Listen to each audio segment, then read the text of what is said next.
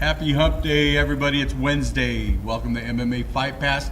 We're live with the HammerFist podcast from Selma, California at the Spike and Rail. Myself, Chris Ronquillo, along with my co-host, the Anaconda, Tom Owens. And we got the Project, a.k.a. Well, no, he's not a.k.a., but he's also Mr. 559 Fights, man. What's happening? Thanks. A lot of stuff to cover, man, this week. A lot of, obviously, history was made in the UFC. Bellator, big show coming up. Bellator, we got some locals, actually, former Tachi Pellis fight guys fighting. Wrestling happening in the amateur division coming up. Also, 559 Fights, man. Tell us a little bit about the card, Jeremy. It's gonna be a good card, man. I'm pretty excited. Albert Gonzalez is headlining. He's a guy, local kid out of Fresno, who's kind of made his way up through a rough upbringing. You know what I mean, and trying to change his life and do some different things. He's defending his middleweight title. We got a local boy, Jeremy Garula, who's been doing really well and coming out. I mean, he's from Visalia, fighting out of Tulare, I believe, with Marty Hawley and those guys. He's been, he's going to fight for that lightweight title against a tough kid out of the Modesto area. His name's Quinones, Eric Quinones. Yeah. Marlon Watkins getting back in action after a while. He stepped up on short notice to take a fight with Isaiah Hughes from the pit. So I mean, there's we got, I think it's 13, 14 fights right now. Wow. You know what I'm saying? Yeah. I do that good old knock on wood. I mean, but yeah, it's a good card, and we've done 60 plus events, and I think we've really found a nice home at the Visalia Convention Center. It's a nice spot to do fights. Right on. Oh yeah, it's an awesome view no matter where you sit on there. Not as awesome as the front row. Well, no. Yeah, you got the best seat. No. Yeah. It buy is those, nice, though. buy those seats. yeah, there you go. Or even a table like this Yeah, one, but yeah. you get a little catering that goes with it. I'm It's sure. better than that little bootleg video I saw of a promotion recently that took place. Yeah, a lot of controversies going out with local MMA, not close to us, but kind of close. I said an hour, a little bit south. Some of the promotion that we actually helped promote here, pumped the hell out of it. Had a couple of fighters and stuff on there, and then I think it was a day or two before they contacted, telling us that it was actually canceled due to fighters not getting their medicals done in time. But I do have guys that I sent out and string for me that live in the area, and it still took place without any sanctioning, any basically safety.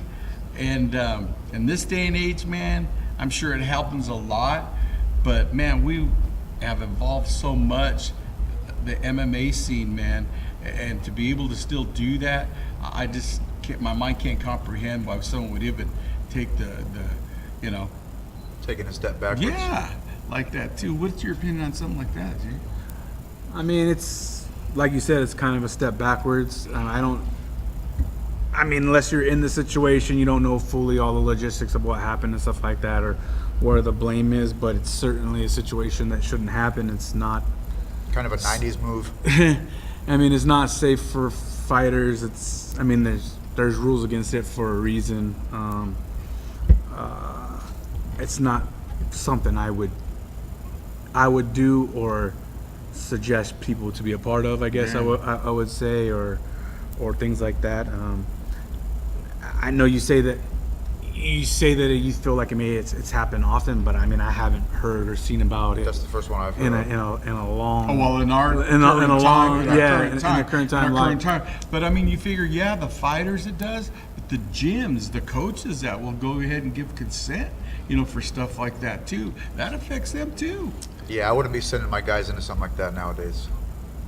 I think that what happens a lot of times is whenever a gym is tied in to a promotion, it's in there. You've seen it in a few shows where actual gyms are actually hosting the events. You know what I mean? They have a vested interest in the event itself. It's not separate, right? Like the promotion and the gym and the fights, they're not separate. So when an actual gym has a vested interest in an event, they're trying to raise money for their gym or whatever it is. I'm sure there was good causes in it, but I think that oftentimes might entice you to do things that you might not normally do under certain circumstances. You know what I mean? And that's why it's not encouraged for gyms to host events or things like that. It's kind of encouraged to keep things kind of separate. You know what I'm saying? That's why we have your platform. Well, yeah. I mean, that was a good opportunity. I know, in the earlier days, I was on the ground floor when amateur MMA started here and stuff like that. And then, years later, Jeremy came along and continues to progress, taking it to a whole nother level, which is an awesome opportunity. How long have you guys been doing it? Or what, 5 years now? Yeah, where are we at now? This will be our 66th show, which really, the number 66, which really is like 68 or 69 because we did like some .5s and helped some other shows do some shows and stuff. And this is, I believe, our 6th year. Wow. 6th year now. Yeah. So we've been doing too. Yeah, we've been doing it for a while. I mean, and honestly, when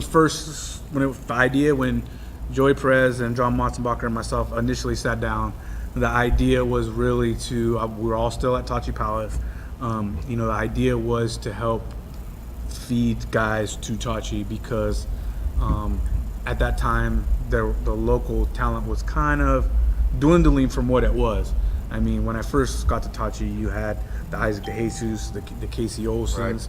I mean, it was gung ho. You know what I mean? I mean, you have guys that are selling 200 tickets.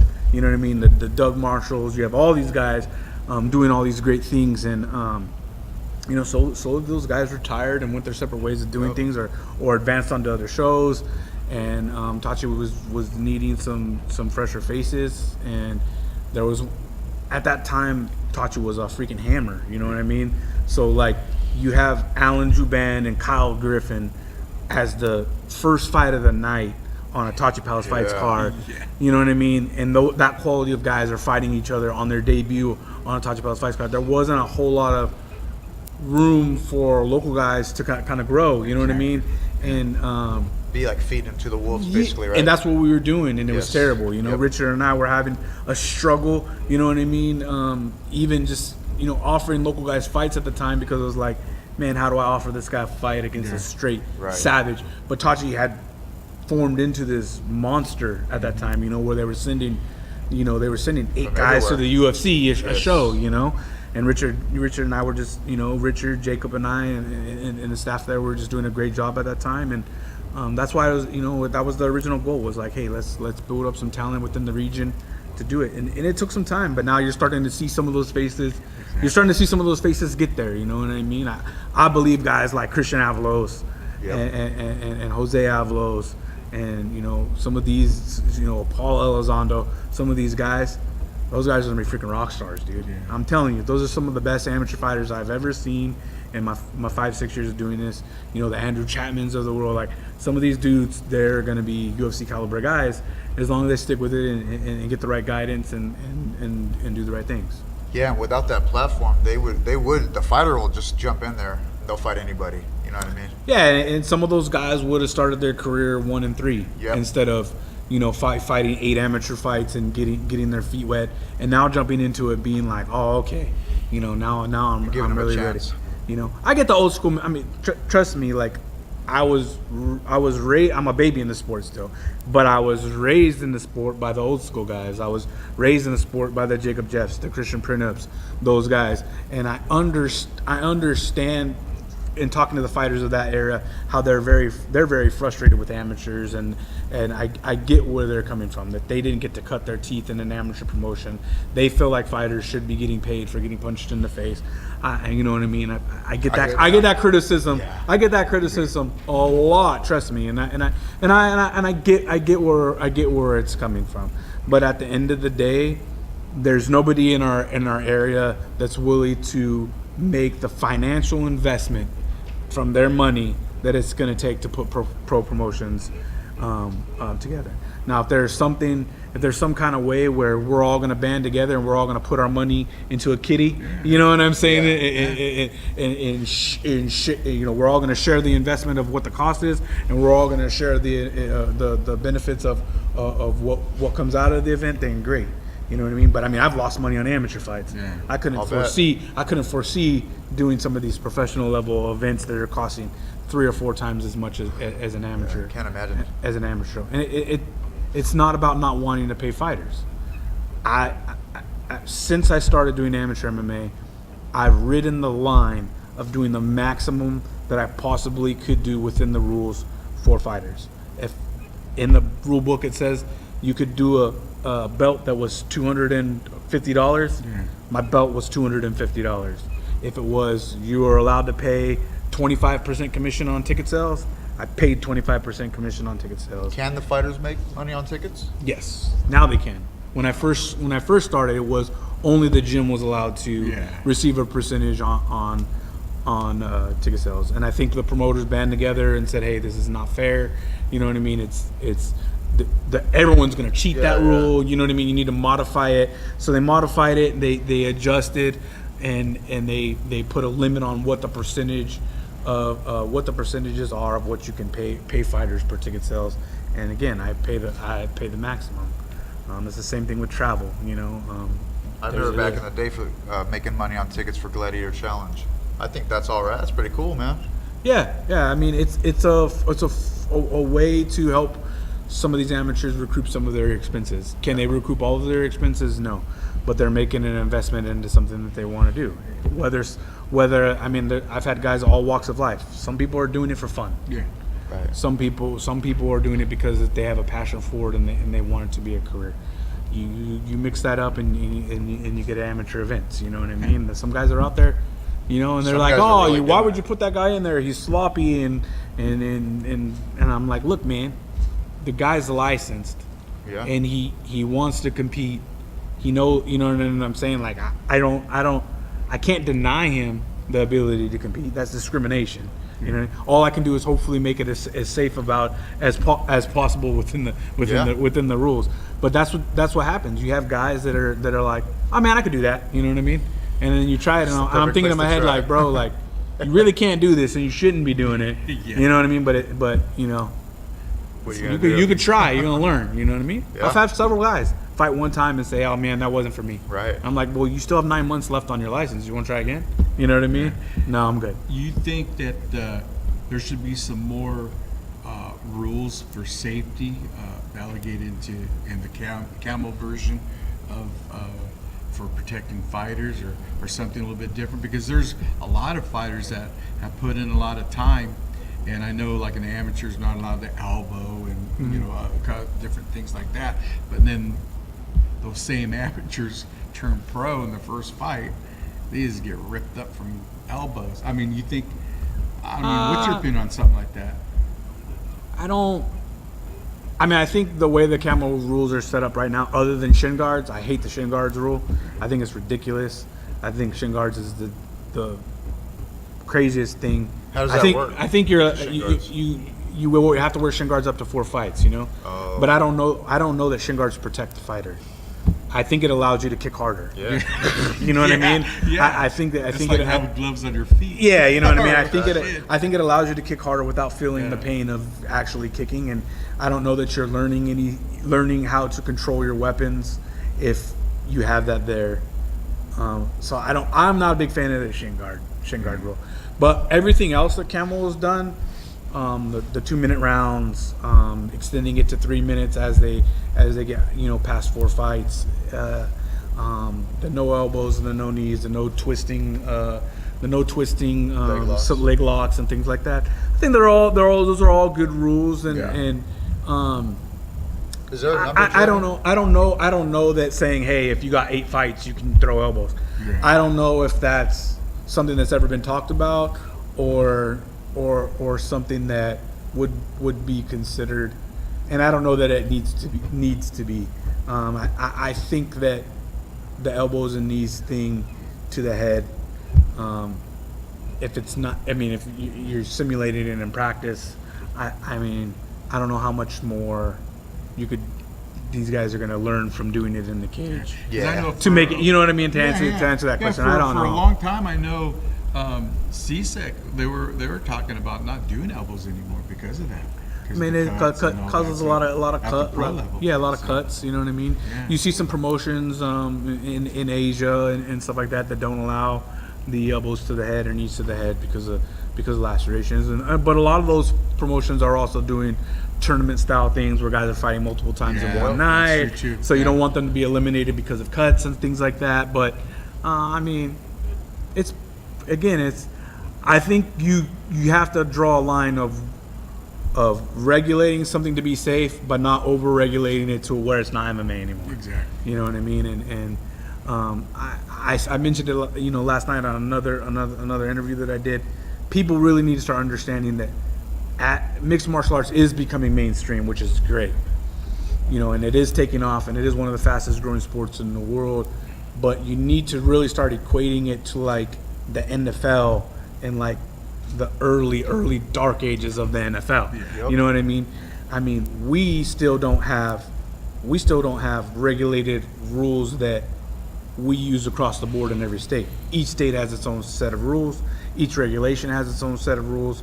Each promotion has additional sets of rules. So we can't even agree on the rules of our sport right now.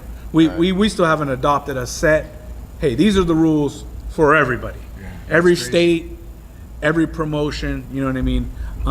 Additionally to that, we're not even in agreement state to state on licensing, on what medical testing is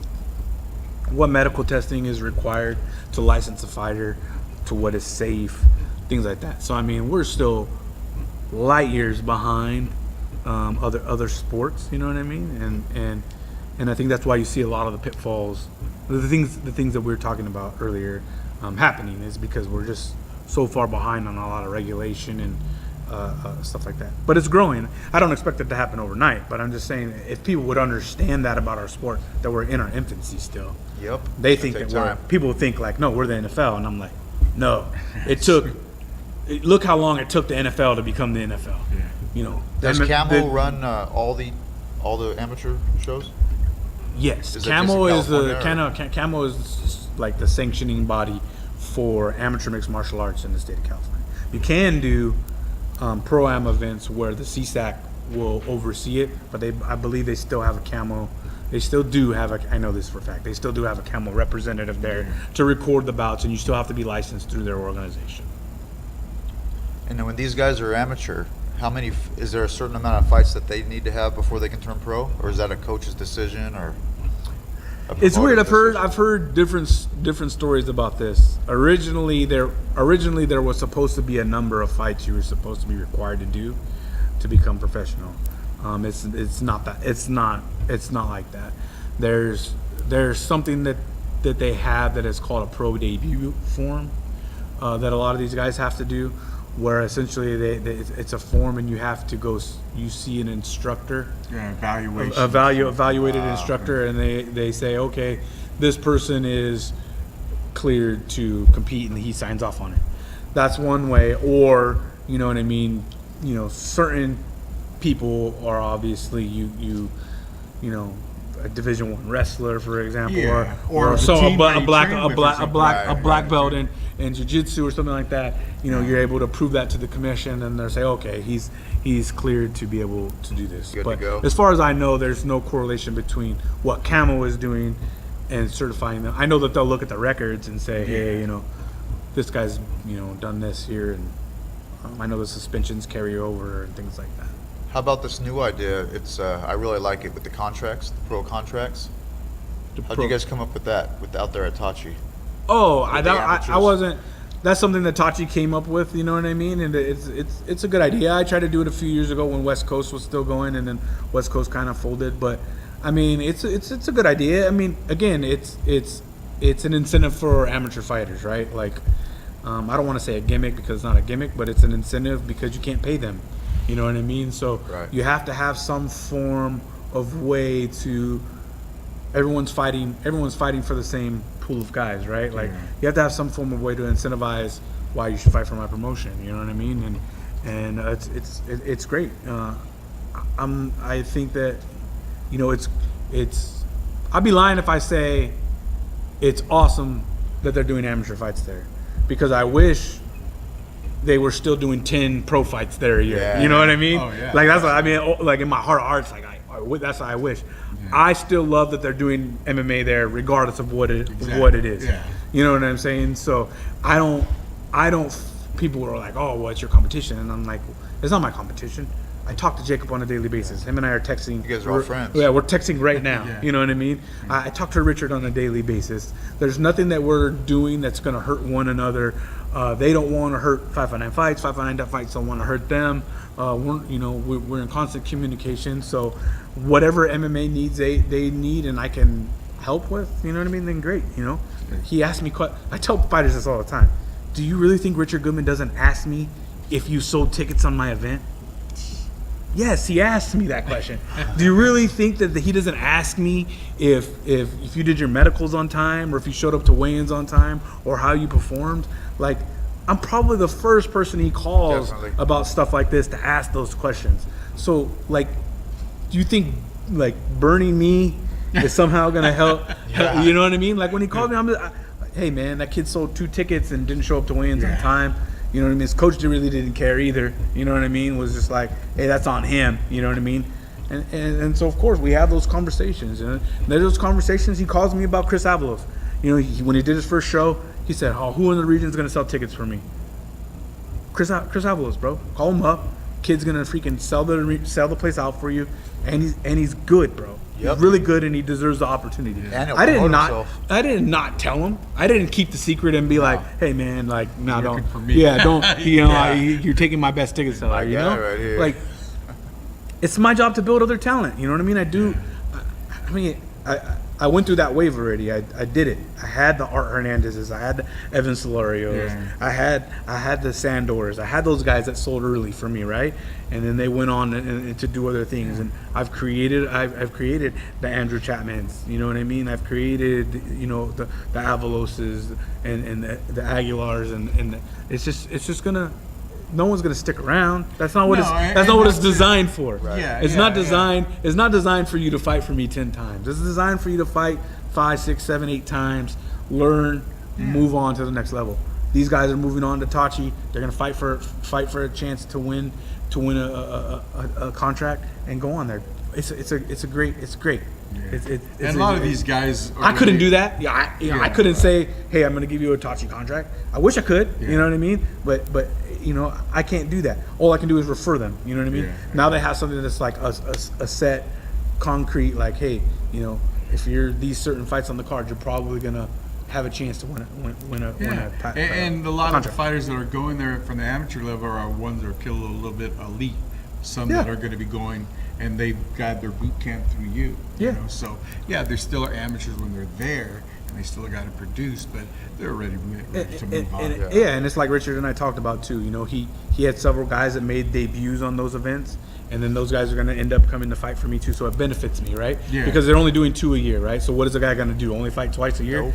And I'm, like Richard's telling these guys, like, look, man, you're not going to earn a contract at 2-0. No. You got to get to 6, 7-0. You know what I mean? 5. You got to get these wins in order to do it. So you're going to have to go cut your teeth at 559 Fights anyways. You know, so it's no competition. It's mutually beneficial, if nothing else. That's the right? way I see it. Yeah, That's it's good. Yeah, mutually me too. beneficial, That's what I- and we talk to each other and communicate. So That's the best way to do it, man. The best form of is communication. No matter Yeah. what you do, if you don't talk, you don't know. and in the past, because you've been in situations, I've tried to do this with other promoters that were in our area. Yeah. I've tried to speak to them and have mutual. And it always turns into a Doesn't competition. You know what I mean? And when it turns into a competition, then it's like, okay, well, I got to do what I got to do to survive. Yep. Well, You got to do what you got to do to survive. And I've just happened to survive a lot of battles in that Yeah. in that field. Yeah, and it's not a personal thing; it's business. Yeah, that's for what it's all. That's what it's Sure. all about. But there's a lot of other things going on, man. I've been hearing a lot of talk where there's promotions that, at the amateur level. I mean, you can go ahead and pay a percentage of the ticket sales, and we kind of know that for a while because it's been doing it.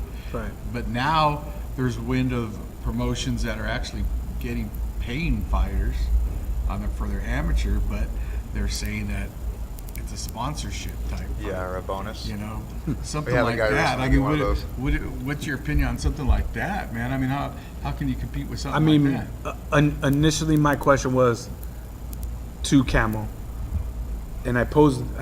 I'm not denying that I had asked this question. I'm not the only promoter that asked the question. It was addressed by several people before I asked.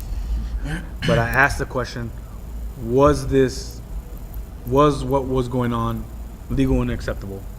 If it was, that means I can do it, right? That's what my initial question was. Right. Was it okay for a fee to be paid to fighters from a quote unquote sponsor? And what I heard back was no. An arrangement can't be made between a promoter and a fighter on any type of fee being paid. And so that answered my question. So if that's going on, Yeah. then it's a violation of the rules.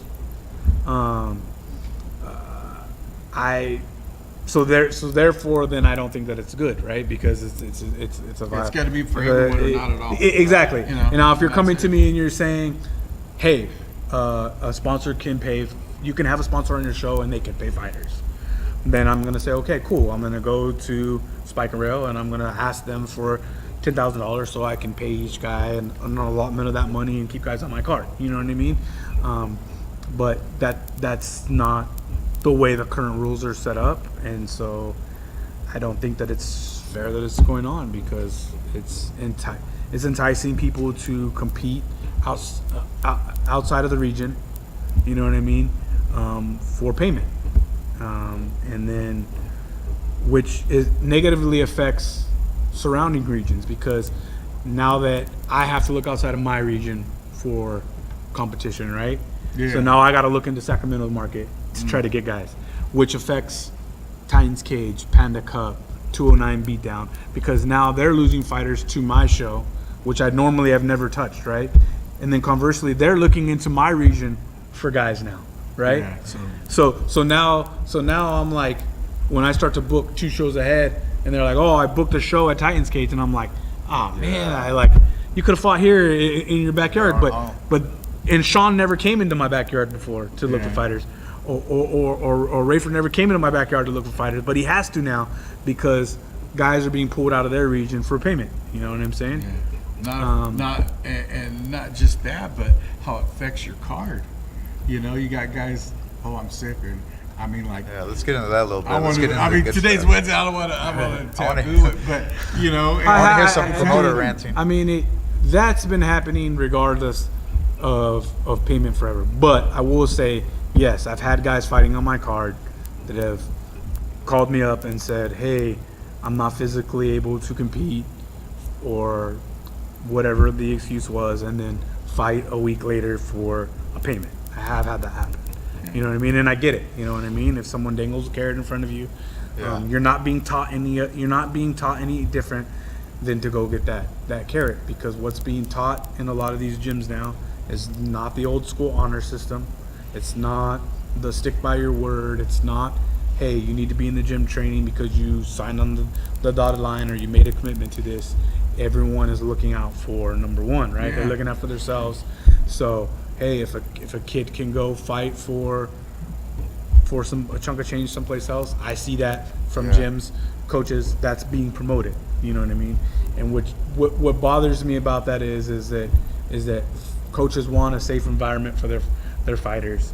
Coaches want hotel rooms, they want these certain amenities, and they want these things from promoters that are doing things the right way. But then they encourage fighting and competing in situations that are illegal. Yeah. And that's what bothers me as a promoter. That's what frustrates me, is because you got the Sean Correas of the world up in Sacramento who are busting their ass to do things the right way. You know what I mean? The Titan Cages, you got the 209 Beatdown. He's only done a few shows, but they're trying really hard. You got the new shows that are coming up in the Bay Area, the Bay Area Combats, and those shows that are busting their ass to do things the right way and put on great shows. and then the MMA community supports shows that aren't doing things the right way. It kind of puts a damper on you, like, man, well, why am I doing this? You know what I mean? Like, I'm not really getting the support from my community that I need, and they're willing to support shows that are doing things the wrong way. Yeah, I don't even know how you guys keep it going with the. I mean, you're not getting paid, obviously. No, I'd make a living doing MMA. Like, this is my full-time job. Let's not get it twisted. Like, I make a living. I don't make money, if that makes sense, right? Yeah, I don't mean it like that, I guess, but just how, I mean, because I see your productions, they're nice. I mean, you're definitely having to put some money into this still. Yeah, and it's not all bad. You know what I mean? I don't want you to think that I'm trying to just be negative Nancy and say everything's. There's some great people to work with in our sport. I keep saying the Avalos brothers because that's a group of guys. Yeah. They're here in Selma. With Ralph Alvarado and Mike Moreno, two old school guys, and they did things the right way, man. They put them into the system. They never turned down a fight. I never sent those guys a fight that they said no to. Not one time did they ever say no. They said yes to every fight. They said yes to fighting fights when the opponents were overweight. They sold their tickets. They marketed themselves. They did everything the right way. And guess what's happening to them now? They're reaping the benefits, and both of the guys are going pro, moving on to the next level. The same can't be said for people that don't follow that model. You know what I mean? They never had a problem. Hey, man, I never had to ask those guys, hey, guys, you need to get licensed. Yeah. They were always licensed well before the deadline. I never had to bother them about it. I never had to message Mike or Ralph and say, hey, are you guys taking the fight or you're not taking the fight? I haven't heard from you in 3 days. You know what I mean? Like, I offered you the fight on a Monday and you didn't answer me and it's Thursday. I've never had that issue. They always had an answer for me within 24 hours. And that's what I don't understand. Like you think if the UFC calls you and says, hey, I got this fight opening for you. What do you think?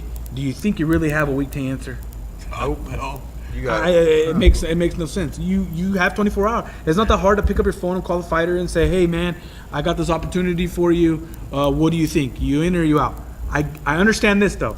Hey, I need to check my work schedule. Yeah. That's a fair thing. Yeah. You're fighting for free. You should check your work schedule. Yeah. You know what I mean? Yeah. But that just needs to be communicated. You know what I'm saying? So we're gonna hold that thought right there, my friend. We're gonna pay some bills. Shout out to Gepler Digital and Spike and Rail here in Selma, California. You're listening to the MMA Fight Pass. Yes, sir.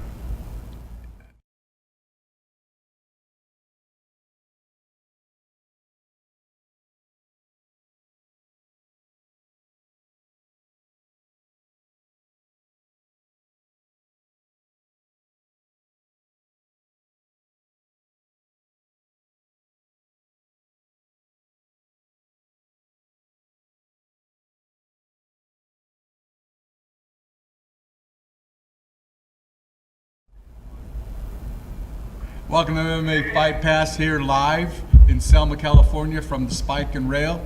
We're here with the Project Jeremy, Mr. 559 Fights, Tom Owens.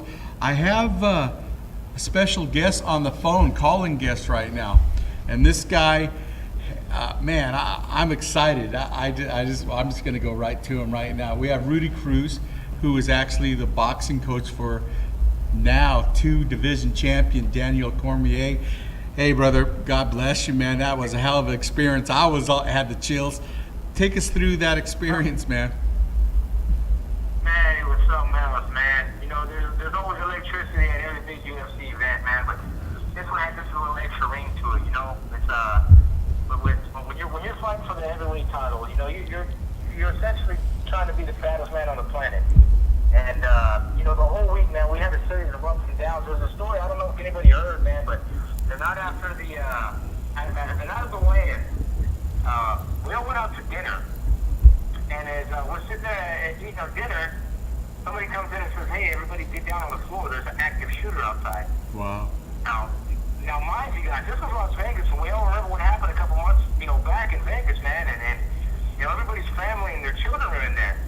And, man, it was a little scary ordeal, man. We all had to get under the table and hang out for a bit. And, thank God it wasn't the active shooter. It turned out to be just somebody had dropped their firearm. Oh. And it went off.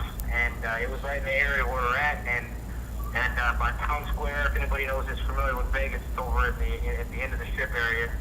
And you know, it was a pretty crazy ordeal, man. So emotions were very much up and down that week. You know, on a good and bad note for a bit, but hey, man, it ended on a good note for us. Oh man, yeah, that's something definitely, especially Daniel coming in, since the John Jones deal, even though he didn't have a chance to make it right, but got that strap back, and then people are still the naysayers, as they will, which they're going to be regardless, and then coming into this fight, going in as a plus 160, and by fight time he was at 246 on the betting line. Man, that was a good payday for me. But I mean, that, and then the people that know him, not the fighter that you see, but the guy behind the scenes, and I had opportunities to meet him on a few occasions and really know that guy. I mean, I can't think of somebody more deserving than that guy, man. He's a great human being, man. I've known Daniel for about 6 years now, and he's one of the better human beings that I've ever came across in my life. And good friend, good father, good family man, good husband, great fighter, just a great human being, man. They don't make them like that very often. Can you talk about that punch? A lot of people might think that was just spur of the moment, lucky punch, but I'm sure you guys worked that. It wasn't. It wasn't, man. It's when we get an order, and a tall order such as Stipe, we have to sit there and me as a coach, I like to focus on the things that people do right first, and I want to take their strengths away from them, and then we start working on what their weaknesses are. So that way, if we need to adapt during the fight, we have more than one area that we can touch on. So the one thing that I saw him doing wrong in every fight is after he's done punching, his hands come down. After he comes out of a clinch or in a close, clinched area, his hands are low. So, that we worked on trying to capitalize on specific stuff, including that shot. And if you look at some of the open workouts that we've done, those are some of the punches that are specifically drawn up in our game plan to try to work on. Because Daniel's not the tallest guy, especially in the heavyweight division. So he's always having to throw over his shoulder like a fastball kind of. But that one, one of Daniel's strong areas is the collar tie. Because he comes from his wrestling background. And he beat up Gus in that position. And, he did great work against Jones in the second fight with that position also. So we worked on trying to go ahead and get that collar tie and work on the uppercuts and the overhand right. But in the position that he was in, and the way Stipe was backing out, it looked like Stipe was trying to block either an uppercut because of how low his left hand was. So it just was a short. Actually, it reminded me of the way Tyson knocked out Francois Botha. If you remember that fight, that's true. It was a 2-3 inch punch, and it clobbered him. It clobbered him. I didn't expect Stipe to hit the canvas like that, to be honest with you. I thought it was going to be more of a grind out to the bottom of the mouthpiece kind of a fight, man. I thought both guys were going to walk out eating stitches, and it was going to be a rough one. We were in for a rough fight. We knew it. But, we were able to get the job done with that shot and a few others to end the night early, man. And it was a blessed evening for everybody, man. And both men got to go home and see their family at the end of the night. And ultimately, that's the important thing. That was first. Yeah, that's it. So now with this deal, he's already put a date on his retirement next year, March. And then you figure probably by the time that big fight, Brock getting cleared and doing whatever they got to do, it's probably going to be about 6 months. So that, you think that's going to be it? That'll be his deal, and he'll walk away right after that? Man, it all depends on how quick his hand heals. They did mess up his hand a little bit in this fight. Yeah. The right hand, the one he hits Stipe with. So if we can get this hand healthy, I'm thinking maybe November or December, and then try to squeeze that last one in once the clock gets cleared in January. Wow. But we want two more. We want to defend in both areas, and we want to give it our farewell. But it all depends on his health, man, with that hand. If his hand's not healthy and ready to go, you know, we don't want to rush it and take a chance with him going into a fight less than 100%, because we all know in this fight game, nobody truly goes in 100%. You know, there's always something, man. And, you know, with us, everything was going great until Daniel tripped over that speaker. Yeah, what happened? I seen that was at the You know, final man, press conference. Whatever idiot chose to set that speaker down in the position that they set it in, it was directly behind Daniel's chair. So when he got up, he turned around to walk away, and he didn't see it because he was actually having a conversation with Dana.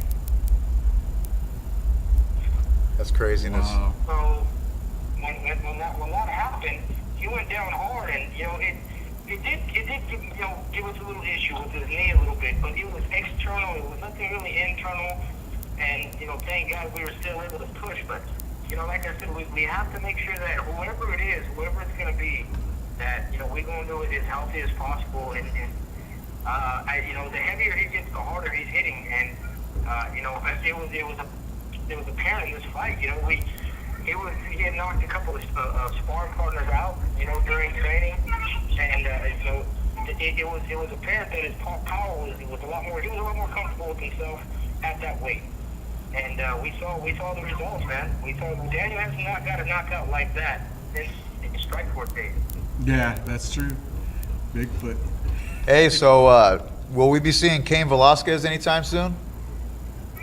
You know, man, Cain it's just a matter of getting him a fight now, man. The guy really helped us out through and through to this whole fight. You know, as Daniel said, you know, he wouldn't have been able to do this without Cain. You know, Cain's even though Daniel's older, you know, Cain's like that big brother figure. You know, Cain has always, you know, always been around to help us and always been a mentor. And you know, Cain's a downright good guy, man. And if you can see, if you guys have got a chance to look at the agony and defeat that the UFC put out, you can really see how him and Daniel connected, and how Daniel thanked him over and over and over. So the guy is in shape.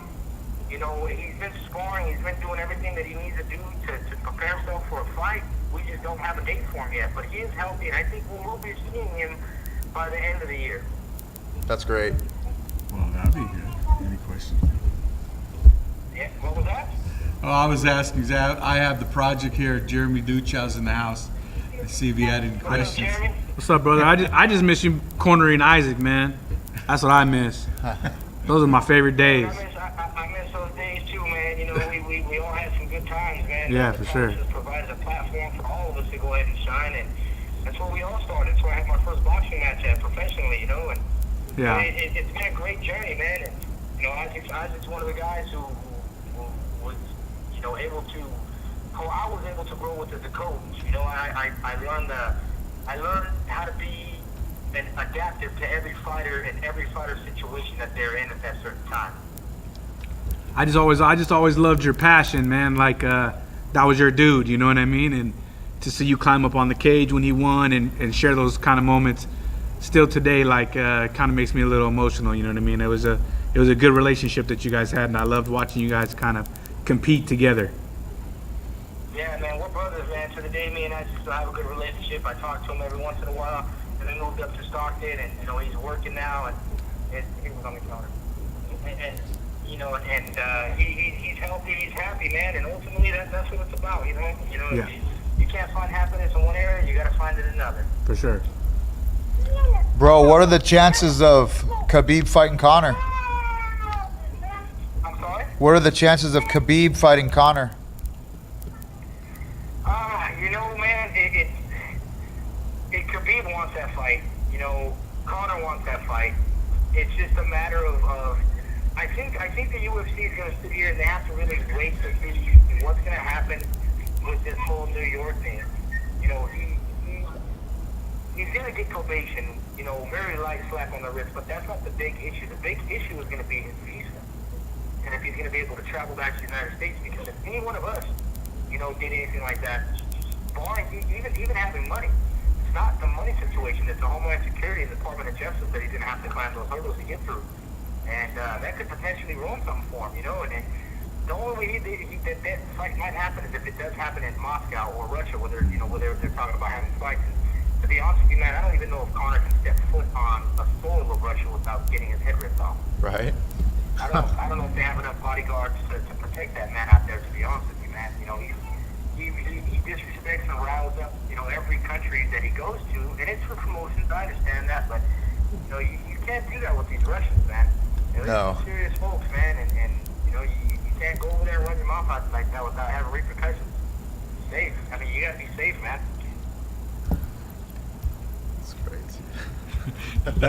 That's it. All right, brother. Hey, man, there's any people that have helped you guys out, man, get to where you guys arrived, you want to give a shout out to any of them? You know, man, I want to give a shout out first and foremost, man, to, you know, Daniel Cormier, Bob Cook, Javier Mendez, Dwayne Zinkin, you know, all these guys who helped guide me along the way to get this job done, man. It's just to grow. And we all have lessons in learning. Isaac De Jesus, Papis Martinez, you know, LeVar Johnson, man, all these guys who helped me mold myself into a coach to be the guy that I'm able to be today. And you know, Chris, you know, you, Jeremy, all you guys, man, all you guys have helped, you know, me one way or another, man, to become this guy and watch me grow. And Central Valley is my home, man, and I won't ever leave it. I won't ever forget where I came from, man. This is me, and I want to thank everybody for giving me an opportunity just to help grow, man, and stay blessed and continue to strive as much as possible. That's awesome, man. Right on, brother. Hey, appreciate the time, man. I know I could hear the little ones in the background. But yeah, no. I got my hands full, man. I'm back, you know, at home now, so it's time to be a dad again. Right on, man. God bless you. Appreciate the time, man. And you call it in, and you take care there, brother. Appreciate it. Thank you, sir. Thank you, guys. I appreciate you guys having me, man. All right. Thank you. All right, fellas. See you guys. Right on that. That was a good fight. What'd you think about that old that staring contest before that, the co-main event? Oh, Little my patty God, cake, they're dude, out there. That was disgusting, man. I was so pissed off. What do you think happens though with that? Because we've seen people get. But What do you last think fights about were that? like that too. It's just a mental block. You know what I mean? You get out, you get out there, and you just. You've probably seen it happen You with. just totally lose the mental. I've seen it at guys that have fought at Tachi before, that I thought were going to be You think amazing gonna and kill each other and- out there. well, I just a particular fighter in general, I just thought was going to be fantastic and amazing, and you know, took a loss and just never knew how to recover from it. And yeah, there's probably been hundreds of fights Richard and I put together back in the day with Christian and Jacob and stuff, where we thought, oh man, this fight's going to be a banger. Yeah. And it was a total snooze fest. You know what I mean? Yeah, I mean, you live and you learn. Sometimes the timing of the fight and things just don't work out. I mean, I'm not kidding you. When Rudy and Isaac, in Isaac's heyday, when he would come to the cage and his song would play and his crowd would chant, Oh, those that was were awesome days, man. the loudest that bingo hall has I miss those days, ever been. It was insane. Yeah. I mean, only to be rivaled by Doug Marshall and Casey Olsen and those guys fighting outside. You know what I mean? Yeah, Obviously, being able to have 2,000 more people make it a little crazier. But Isaac would literally single-handedly sell out the bingo hall. I mean, it was nuts. The guy that we just had, Rudy, was he the one in the cage that pushed Lesnar? Is he the short guy? No, No, that's no. Who was that? Another coach. He's Yeah. another That was boxing Zendo. coach too. Yeah, and he That Rudy guy was in the was, locker room, man. There's a Oh, video okay. of those guys when it happened. They were like jumping, man, Oh, yeah? yelling and everything. I was They're like, fired oh, up, man, huh? Yeah, they're fired up. Yeah. Well, let's get back to this 559 show, man. Talk a little bit about.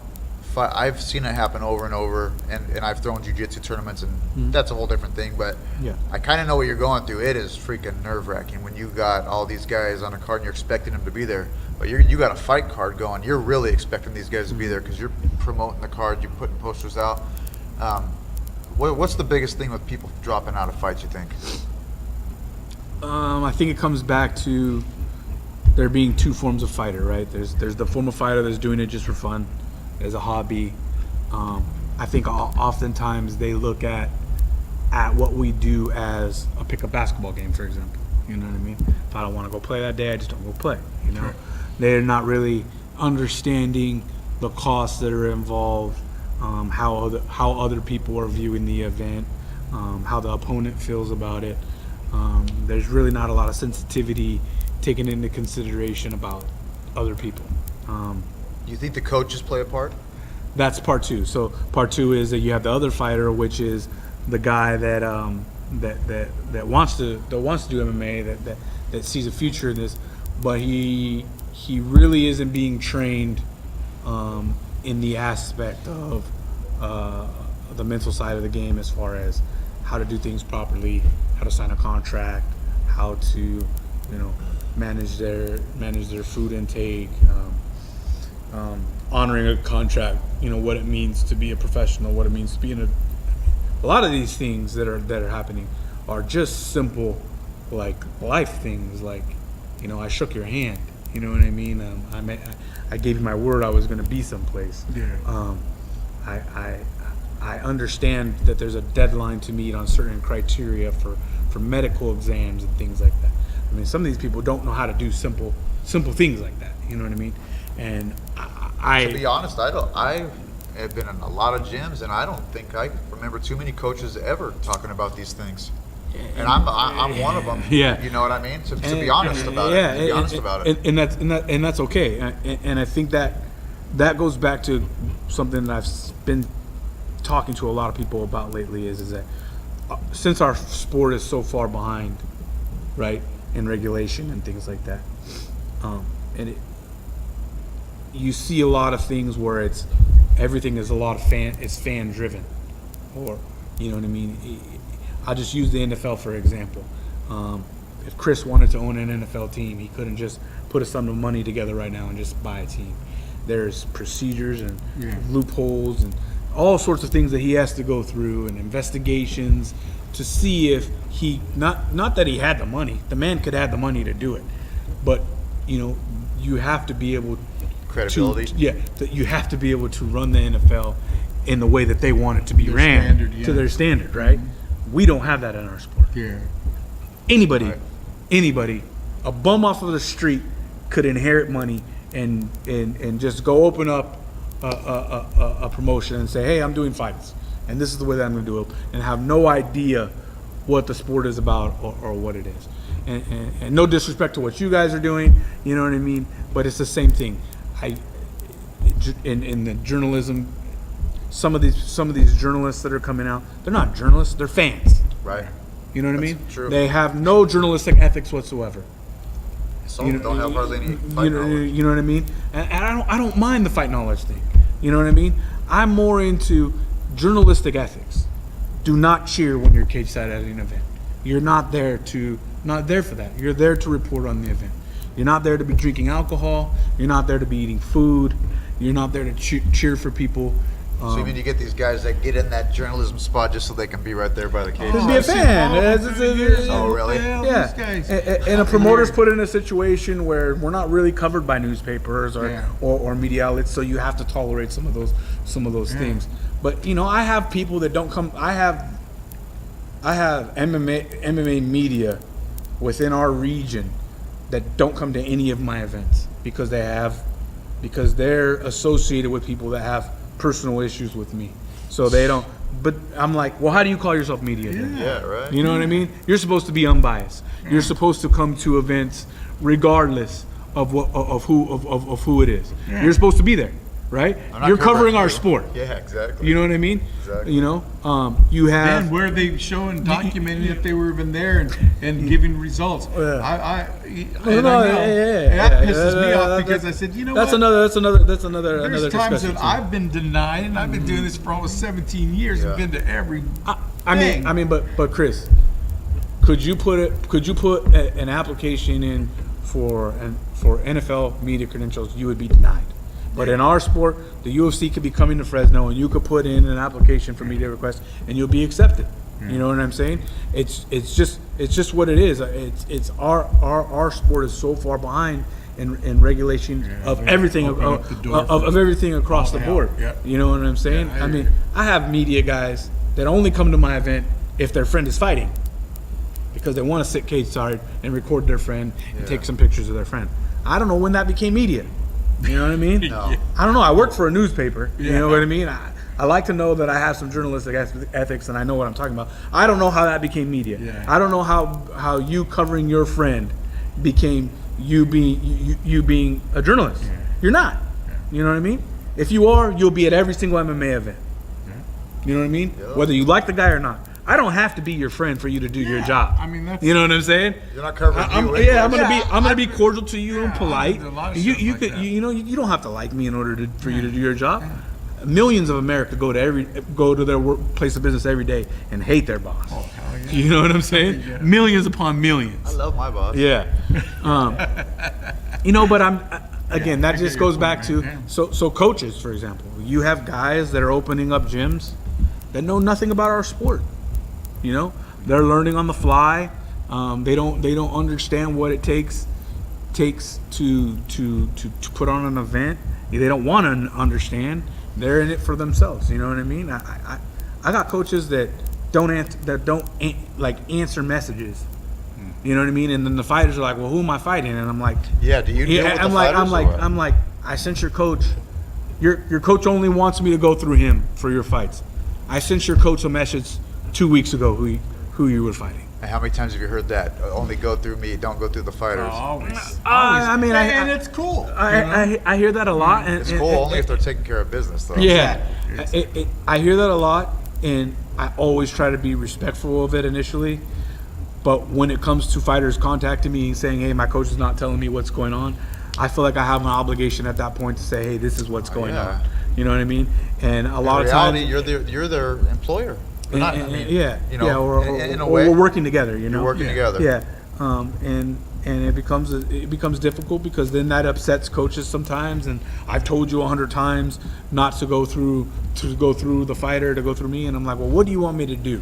The kid has messaged me 3 times about something that I messaged you about 2 weeks ago that you read, because on Facebook it shows me you read it, and you didn't, and you just didn't relay the message to him, or didn't want to. If you didn't want the fight, say no. You know what I mean? And I can look for something else, or, you know what I mean? Let the guy know, hey, let the fighter know, hey, I told him no. You know, so I think it's just a respect and communication issue in that sense. So, and I don't think that it's being taught to fighters. Nope. You know what I mean? I don't think that it's being translated like, hey man, like this guy's putting, you know, tens of thousands of dollars into this event, expecting you to be there. We're gonna live up to our obligation. You need to be in the gym. Otherwise, don't say that you're gonna fight.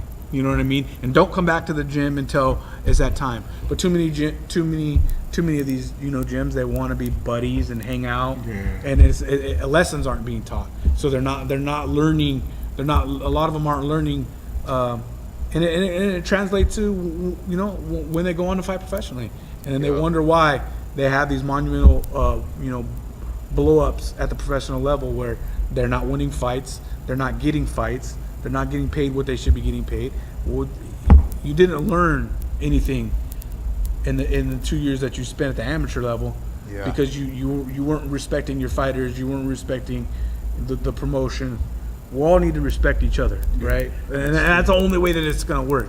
I need to be respectful of the coach, and if he wants me to go through him for fights, great. I don't mind doing that. Right. But be respectful enough to me to answer a question. You know what I mean?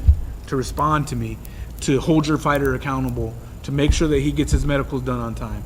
I mean, on time means if I say the deadline is Friday, it's not 2 days before the fight. You know what I mean? I'm telling you on Friday for a reason.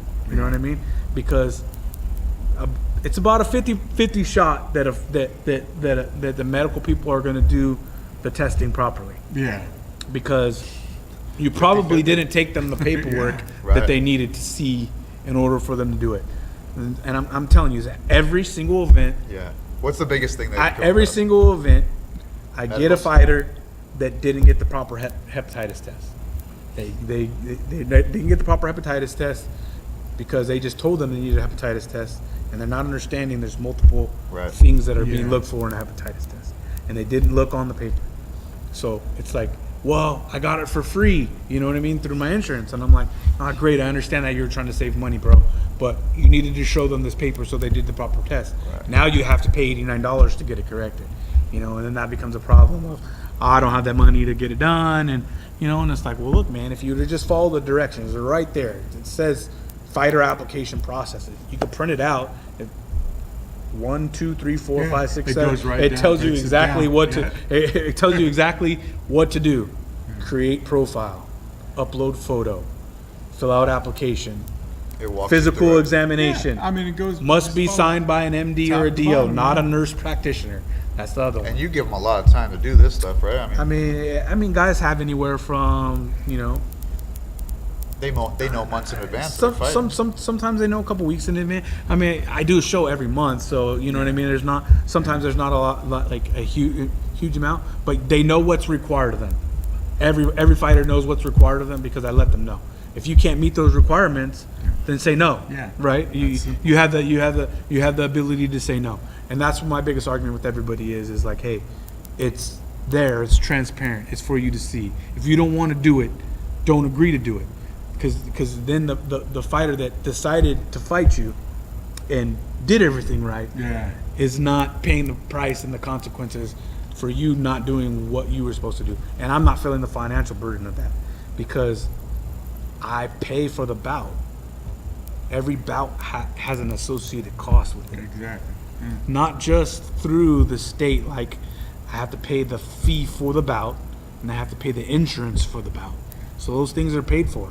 So when you decide you're not going to fight and the fight is canceled, I don't get that money back. No. You know what I mean? It's just wasted money. Yep. You know It's what a I lot. mean? And that's not accounting for I gave you tickets that you didn't sell, right?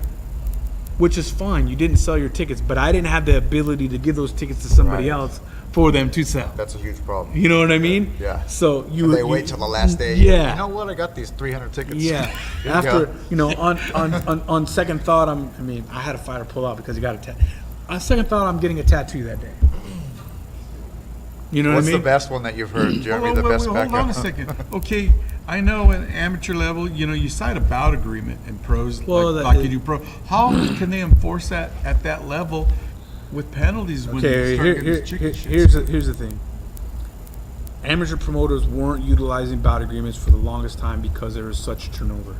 So the work that it was taking to get bout agreements signed, you almost needed somebody on your staff that was going to be their full-time job. Hey, get this bout agreement signed. I mean, I just spoke to you about how hard it is to get a text back. Could you imagine how hard it is to get a Right. piece of paper signed? So not only that, now I get that piece of paper signed, and in 3 days, that fight falls through. And now you're back to it trying to get that piece of paper signed. Luckily, technology is advancing, and now you can have people sign documents from their phone. But still, again, it's what can Camo do to a fighter? Yeah. All they can really do is suspend, right? Yeah, that's all. That's it. There's no not there's much no to take away. monetary. There's no It's not like professionally where you missed weight, 20% of your purse. You didn't show up on time for the weigh-ins, 10% of your purse. You jumped up on the cage and over and did something you weren't supposed to do, Yeah. 10% of your purse. So there's no financial obligations. There is bout agreements. They have the bout agreement, which I just started doing this show, to be honest with you. I do have a promotional agreement now, but it can only be civilly enforced, right? You know what I mean? So I could have something signed that says, hey, if you pull out of the bout, you owe me $100. But now I have to civilly get that enforced. Take it to an attorney, go to small claims more court, cost, yeah. you know what I mean, and do those things, which can be done. I can put them in small claims court. I can have somebody go after them and chase them for the money and stuff like that. But at the end of the day, those things wouldn't be necessary if everyone would just be respectful of one another. Yeah. If a coach would be respectful of the promotion, but they all some of them just feel like promoters are scumbags and out I to- think a lot of them feel like they're doing you a favor. yeah. And, Well, yeah, you hear that Yeah. a lot. Yeah. But I mean, in reality, you are really doing. We talk about it all the time on this podcast. Like you're doing all these fighters a huge favor, man. Putting on this But platform. it's mutual. It's mutual. If people would look at it as mutual, that Right. one couldn't survive without the other, True. it would be better. You know what I mean? It's 100% mutual. Without the show, though, like people, guys, there's so many fighters now. They literally would be waiting forever to get out there and touch you. Well, and Some of them would never get a fight. And that's why you see guys like Cody Gibson coming out and saying, "Hey, man, there's a problem here. There's only amateur fights. There's no pro fights. Like, what's going on? How come I can't, pursue my dreams still?" And this and that. And I'm just honest. Like, I'm just telling you the truth. You know why West Coast folded? The show folded because too much bullcrap going on, and no one wanted to be helpful. No one wanted to help. No one wanted to bend in certain situations to make sure that the promotion was still running. It was, I'm gonna do things my way. I'm gonna do things my way. And eventually, Brandon was like, "Well, I'm tired of losing money. Yeah. I'm not gonna do it no more." You know what I mean? Because you guys want to do things your way, and you want to do things your way. Find out how well that works with spending money out of your own pocket. It doesn't. So shows just like, okay, whatever, man. Like, I don't need to do this. I'll go. Brandon has dough, bro. You know what I mean? He was putting on sick events. You know what I mean? Dope events, and people weren't respectful of the situation. You know what I'm saying? And now it just folded up. You know, you had guys that refused to fight each other, teams that refused to fight other teams. You know what I mean? Always crying about the pay, and it was like, man, like at the end of the day, that's why the show's canceled and they don't have them no more. You know, you have this new era of fighter that don't think they need to sell a ticket because you have coaches that are telling them your job is to fight, not to sell tickets. Okay, if that's the mindset that you guys want to go down, now you see what now you're seeing what that mindset has got. No shows. Yeah, now you don't work. People are pissed off because. I heard people just bashing Tachi, bashing them, talking so much trash about them because they went away from doing 4 pro shows and had to do a couple amateur shows. That's your fault. Show support. You didn't come to the event. You didn't buy a ticket. The people that complain about it are the same people that don't buy tickets to events. Exactly. You've never bought a ticket to an event. You've never went and supported the event. You know what I mean? Like that's what creates the opportunity.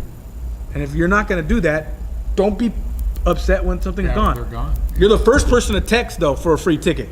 I tell you that right now. I get 300 of them the day before the event. You're the first person to text for something free. But yeah. Can you get me and my 3 buddies in the back door? You know. I sit there and watch Richard, poor guy. You know what I mean?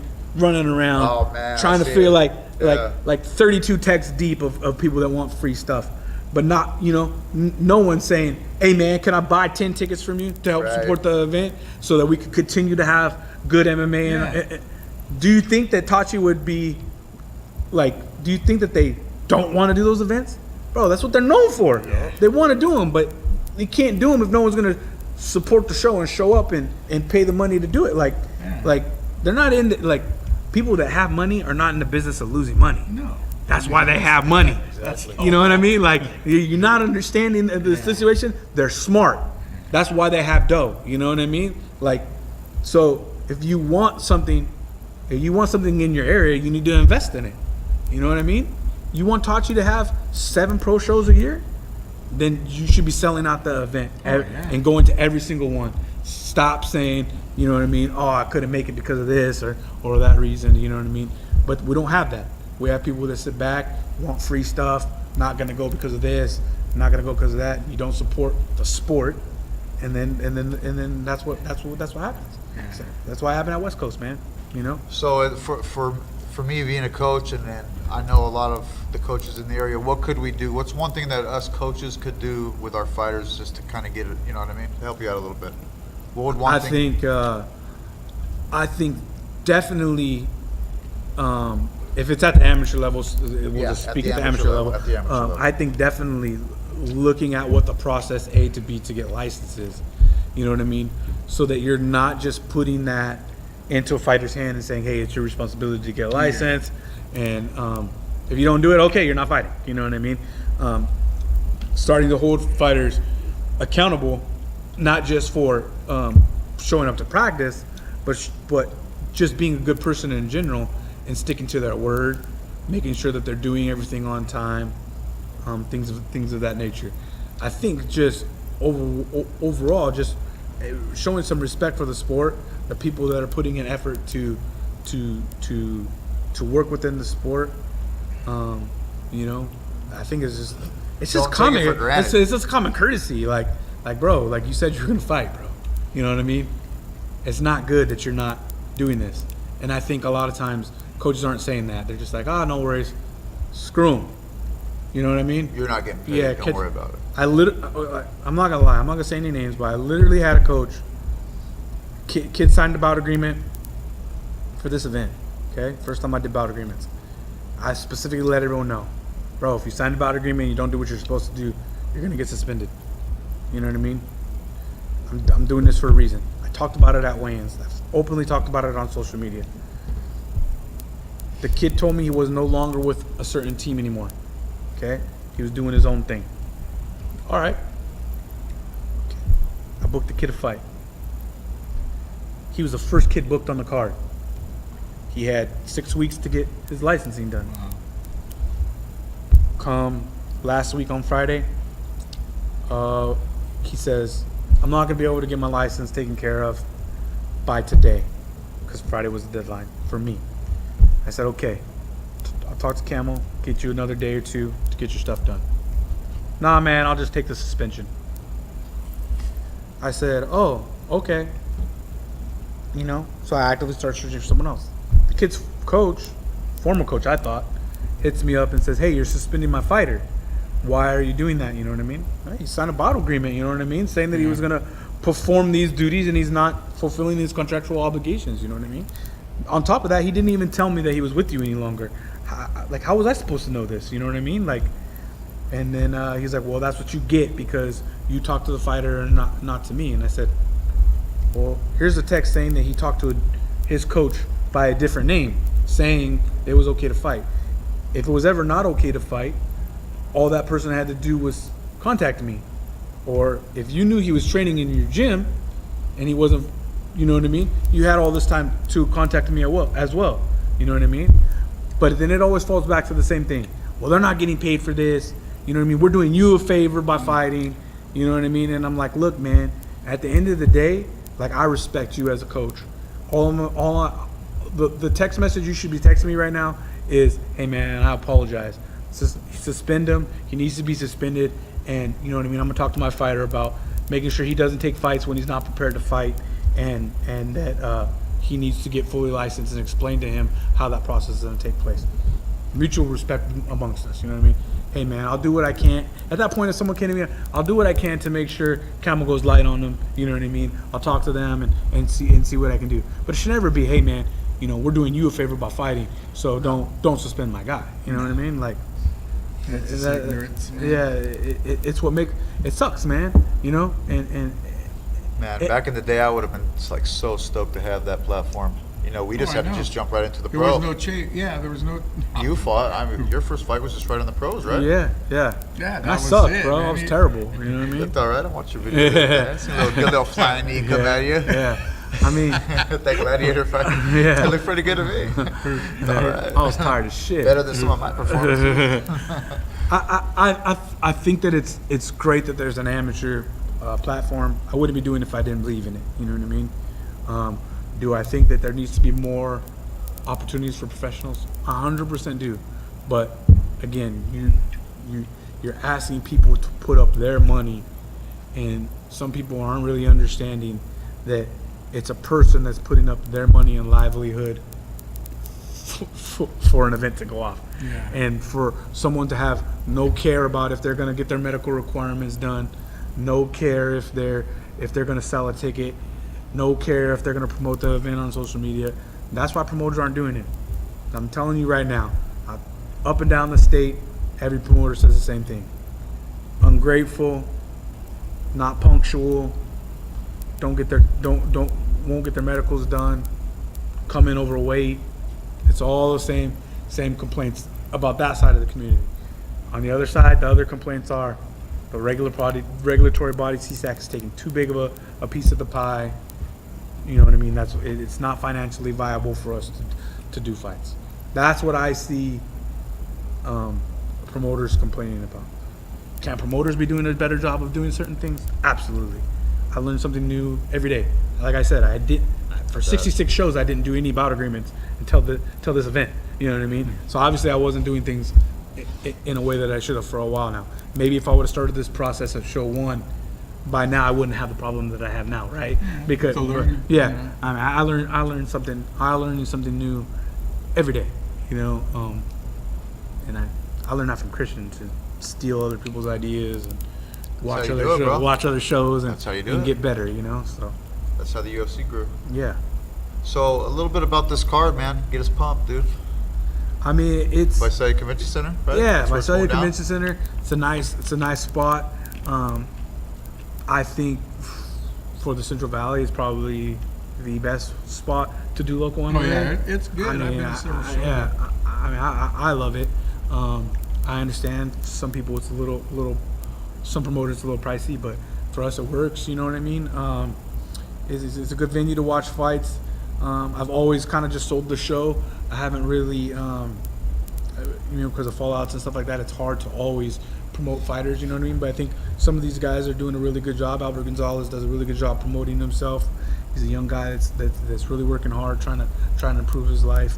Avalos does a good job of promoting himself. I like that. I like seeing when fighters go Yeah. out there and put their own little video out there. Yeah. Oh, yeah, they're building their fan base. Yeah. They're sincere. I mean, those are the guys that are selling tickets, man. Yeah. Those are the guys that get the next You see level. some guys that don't Pays post for nothing. themselves, man. You see some guys that aren't posting. The real truth is, man, I'll be dead honest with you. Yes, be honest. Okay, when Warriors Cage was up there, right, and 5.9 fights was going at the same time,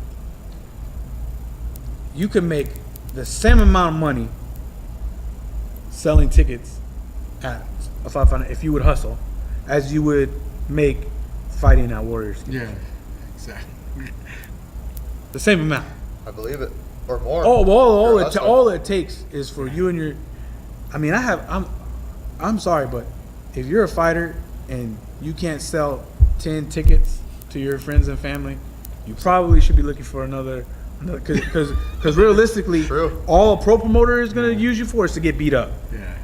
You'll be You know what that. I mean? You'll Yeah. be that Yeah. guy, that You're opponent a we pro- talk about yeah, all the you're- time. Yeah. You'll be the opponent. I mean, You're the opponent. You Yeah. can't sell 10. You can't sell 10 tickets. You're in a world of hurt, and you need to figure something else out. Everybody to do. knows 10 people, man. If your mom and dad ain't come, I've had guys that sell zero. I'm like, your mom and dad ain't coming? You ain't got a sister or a brother? Yeah, go You know with what I it. mean? Yeah. I mean, it just shows a lack of zero effort, but that's because that's what it's taught. Like, Yeah. it's not your job to sell tickets, bro. It's his job to promote those, not Yeah. yours. But you're not promoting yourself. That's how you make money. Yeah. You know what I mean? That's how you're getting back. Yeah. You know, so it's not all about me. I'm giving you a piece of that back. You know what I mean? Like that's how you do it. So, but back to the card. I mean, it's a good card. We got a couple girl fights on the card. Everyone likes the girl fights. Oh, we do? We got some girl fights Casa coming down. Lozano's back from Bakersfield. Marissa Sanchez. She's a fighter from up in the Northern California area that people like to watch fight. You know what I mean? I heard you say earlier you had a kid from the pit fighting. Yeah, a couple. A girl, Gabby Lopez. She's a stud. She's a great up and coming fighter too. And Isaiah Hughes. They do a really, really good job of promoting, and they sell more tickets than a lot of the local kids. Yeah, and they're driving for 2 hours away. You know what I mean? Really? It boggles my mind. That sometimes. crowd from over there. Yeah. Slow gets behind their fighters. Yeah, I've been to shows from guys from the what's his face would bring.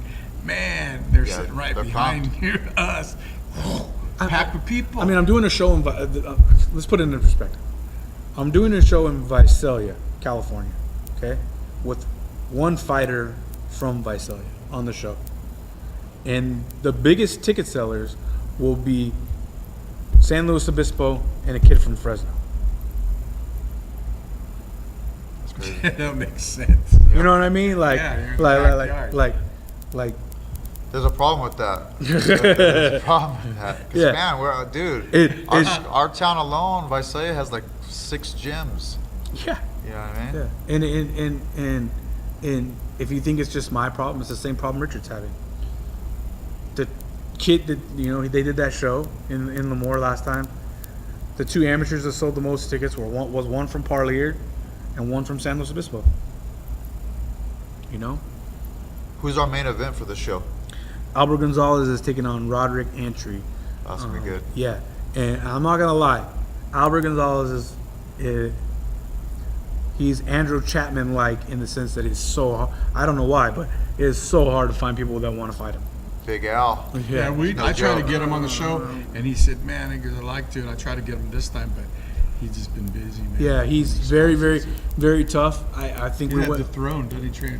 Yeah, we've gone through about 5 or 6 opponents for this event. Roderick Antry stepped up, wanted a chance to win a title. You know what I mean? Does Al have the title right now? Yeah, he won it at the last event. Yeah, Okay. last event. Yeah, he wanted to stay busy. Wanted to knock out like 2 or 3 more fights before the end of the year. I was surprised he wanted to fight so quickly. 185. Yeah. You see him going pro and moving up? Yeah, he'll be, doing it? I mean, he's still got some things technically to learn, but the kid does a lot of things right that other people aren't doing right.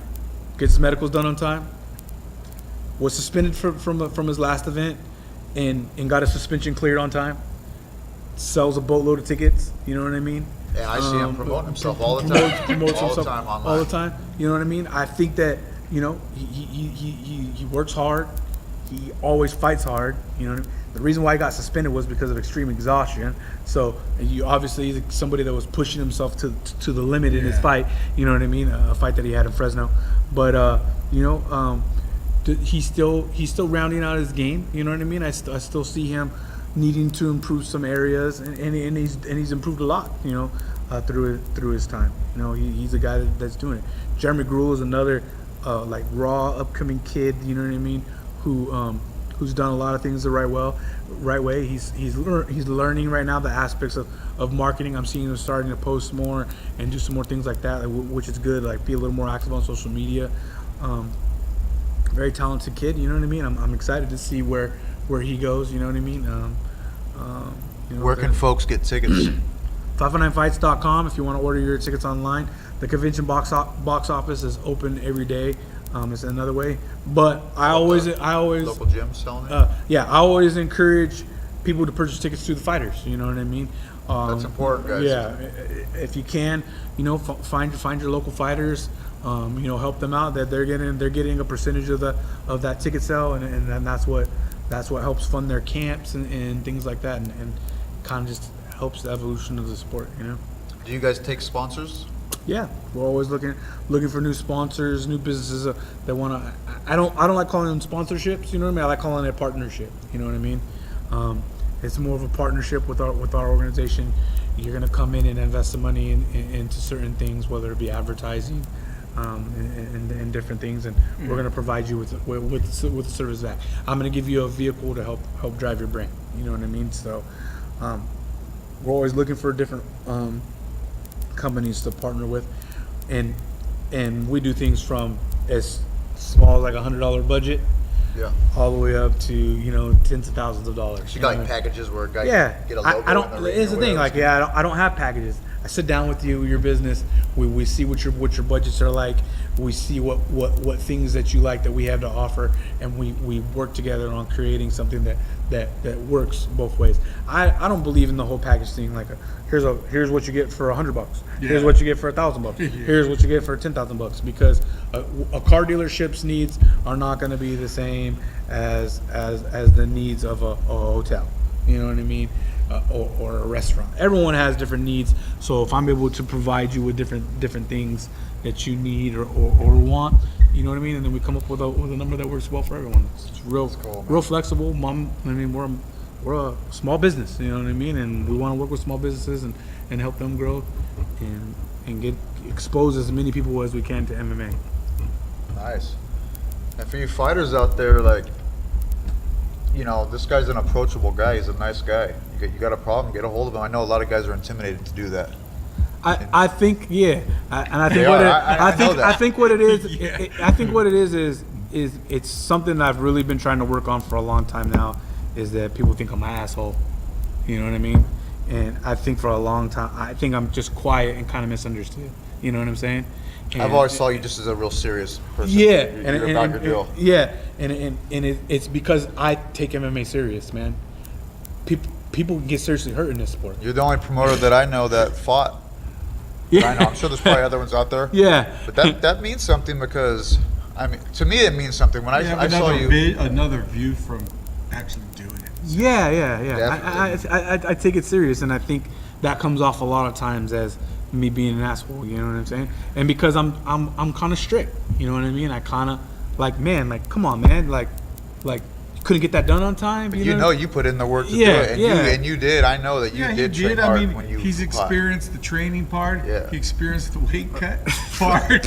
Yeah, the whole deal. If you ever post that picture again, Chris, Yeah, I swear. I had to say If it. you ever post but that no, picture so again. all the things that it really takes. So he knows firsthand. He's not just trying to pull your chain. He's telling by the experience. What hurts me always is the phone call you have to make to the other guy. Yeah. You know, and that's what bothers me is That's because a bummer. yeah, someone else trained and invested money into doing this, and now I gotta call and tell them like, hey man, your fight's off, or I can find you someone, but there is gonna be a weight class above, or you know what I mean? They're the worst calls, man, because I always look like the bad person. Like I didn't hold up my end of the bargain and make something happen for somebody because somebody didn't do it. So I get it, man. Like a lot of fighters, once they start talking to me, they're like, dude, you're actually a pretty cool dude. Yeah. Like my coach thought you were a dick, and I always just thought you were a dick, and you know what I mean? And I'm like, bro, I'm Coaches not. always think that about promoters. Yeah, I'm not a dick, bro. Like Just people in I general. just want you to get do. that all I the just want time. you. I just want you to do the I right get that thing. all the You know. time. It's just, I'm passionate about what I do. No matter what I do, I'm the same. You know, if I'm an asshole, then I think probably because I'm doing stuff good. Yeah. I want to be that guy. Yeah, but my kid thinks I'm a dick. I'm like, bro, I love you, man. That's why I'm a dick to you. You know what I mean? I can tell you love your son. Hey, Yeah. hey, your son Yeah, is a tell us a stud little too, about- man. We had the Selma wrestling Yeah. team in here, and they had Yeah. nothing but great things to say about you and your son. Yeah. What's going on with him? What do you call him? Pretty face? No, cute face. Cute face. Jason? He He's a calls little himself. stud I didn't muffin. call him that. He called me. Okay. He made that name up and it's stuck. I don't Alright, don't know okay. why you call yourself cute face. I bro, figured you. but- I thought that No, was he your made nickname, that up bro. himself, man. I don't know. He got that name like in 4th or 5th grade, and he just stuck with it, and everyone's been calling him that ever since. I mean, wrestling has been a blessing. Moving to Selma and being a part of this program for my family and my son has. I'm gonna get all emotional and stuff. It's like it's been a lot of work. It seriously changed my life. You know.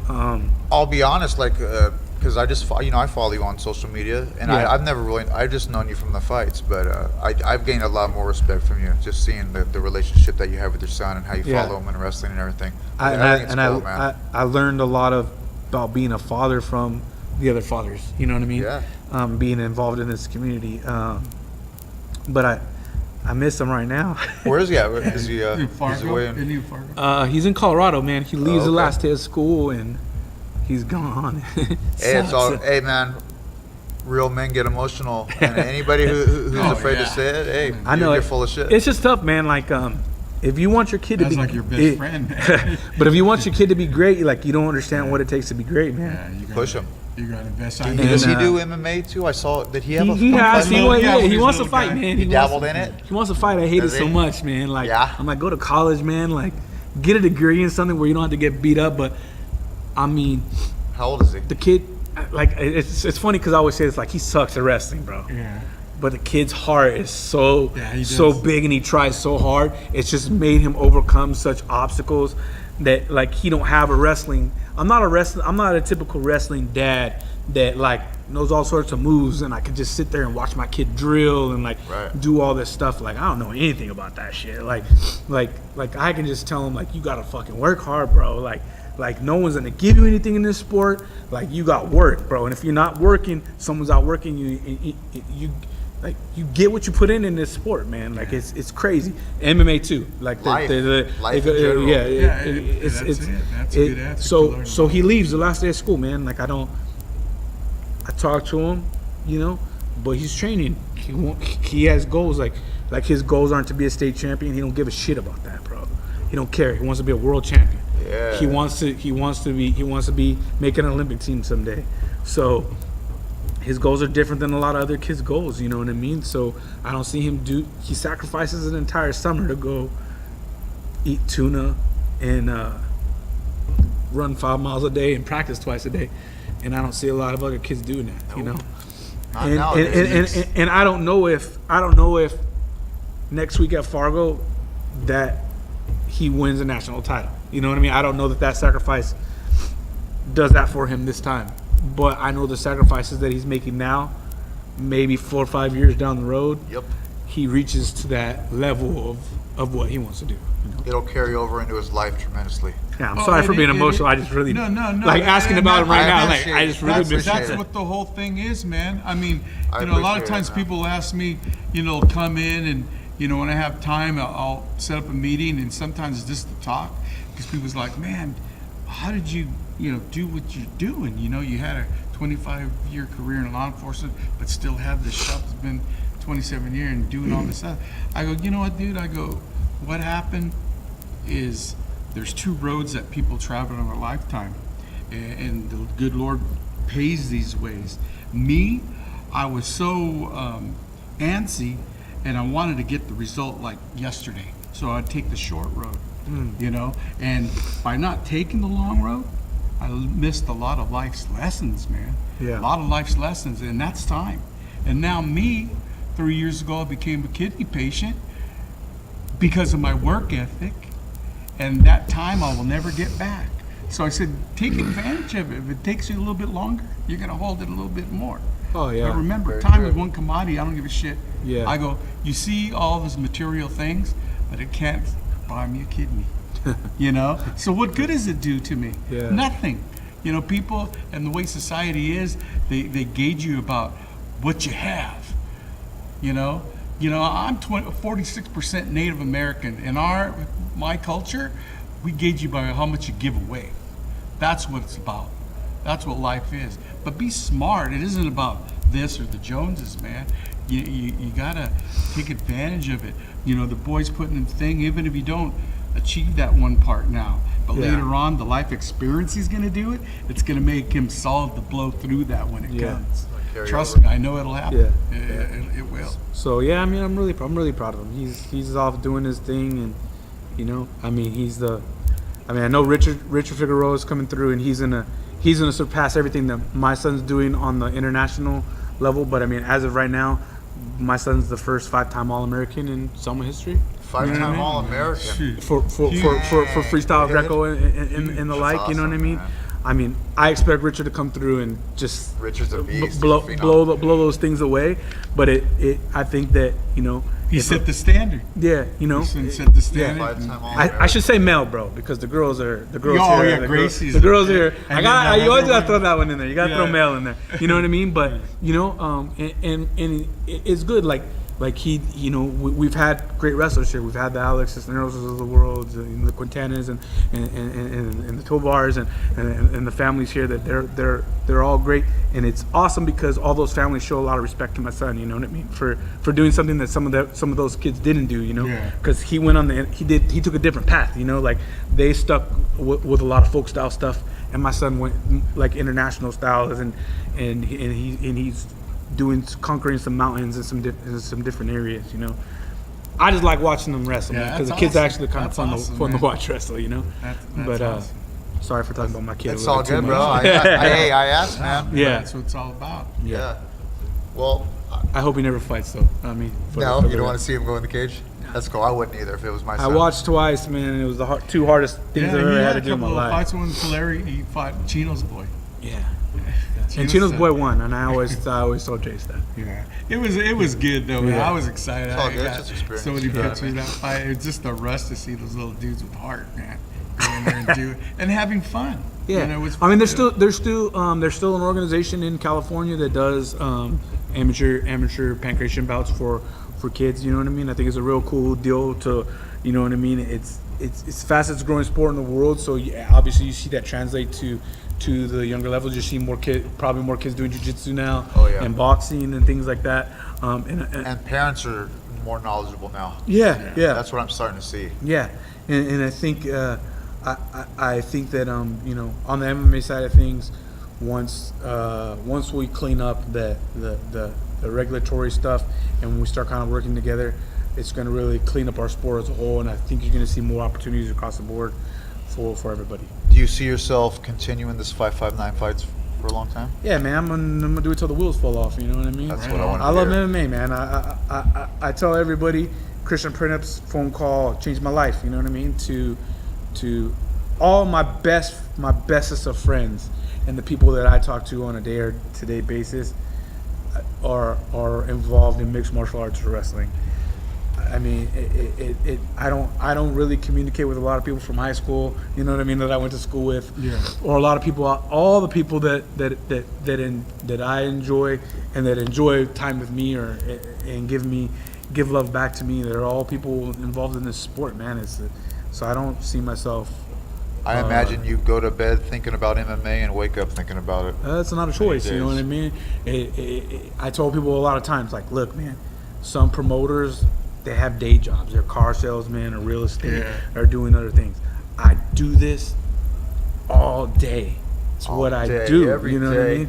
You know what I mean? I manage a plethora of guys, you know what I mean, with Jason House. Like there's other managers out there that have day jobs, you know what I mean? You're second to their day job. We didn't talk about management. You're also a part of Iridium. Iridium Sports Agency, Yeah, so I mean, it's what I do. It's what I do to feed my family. You know what I mean? Again, probably another reason why I take it so serious. You know what I mean? It's not play money to me. It's not.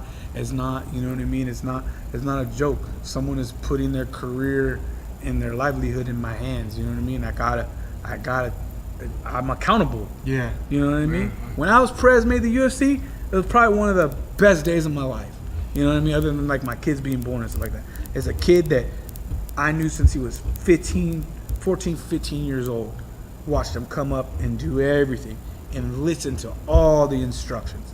Do this, move here, do that, take this fight. The kid fought 8 times in like 13 months from Sacramento down to Southern California. Never made more than $500. Did exactly what I said. Took some losses, won some fights, fought for a Tachi title, won a Tachi title, you know what I mean? Did everything that Jason and I kind of guided him to do, and he made it. So it was like, man, this is awesome. Like someone follows the path. Are you talking about Alex? Yeah, Alex Perez. Yeah, man. Someone follows the path. Awesome, bro. Follows the path. The kid wasn't even the best wrestler on his team. You know what I mean? Never placed at state. You know what I mean? Just continue to work hard. That's what I mean. Sometimes that work ethic, it doesn't peak in high school. You know what I mean? It might not peak then, but it's gonna peak at a later date. And the kid lived out of a car. The kid slept on couches. The kid didn't eat. You know what I mean? Sometimes like. And now he's fighting on the Contender Series coming up here pretty quick, right? No.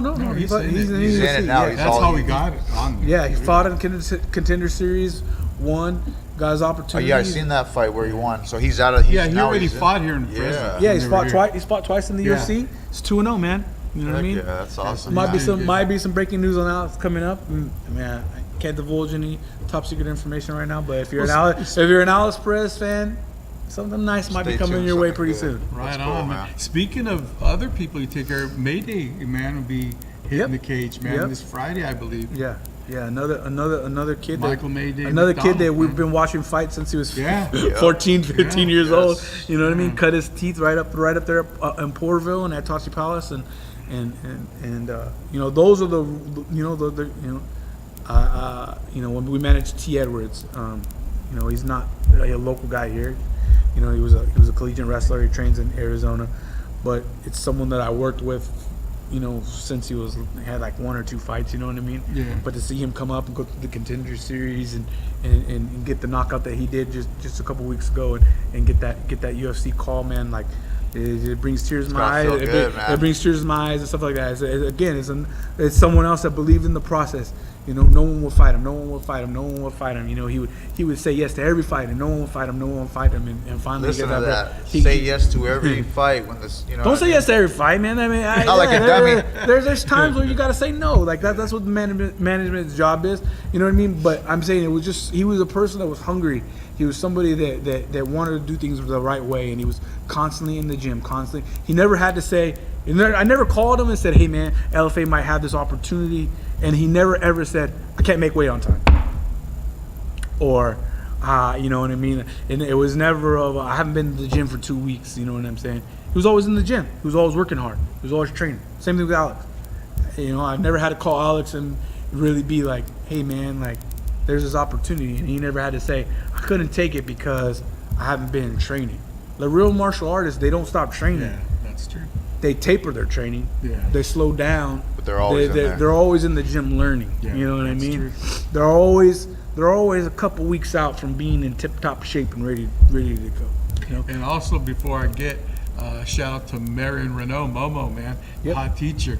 She's going to get a fight. She's been wanting for quite a while on Saturday, and it's going to be on TV. So, shout out to the. Is she on the main card? Yeah. Kat Yeah. Zingano? Yeah. That's who she's So fighting. that'll right? be a good. It's gonna Yeah, be a good that'll fight. be. She's been wanting that fight for a while, man. I like Mo a lot. I think she's kind of a dark definitely horse in puts in there. a lot of work. Yeah. A lot of work. Definitely another one of those people that just was persistent and kept working hard and didn't take no for an answer, and eventually it pays off.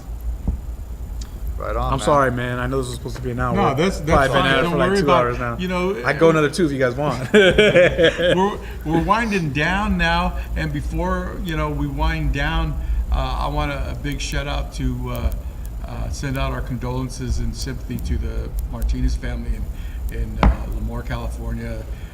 This last couple of weeks, they lost their father. So shout out to Poppies and Mickey Martinez, man. Hearts out to you guys, and God bless you guys and the family through this grieving time. Yes, sir. Thanks again, Spike and Rail. We couldn't do this without them. Glepler Communications.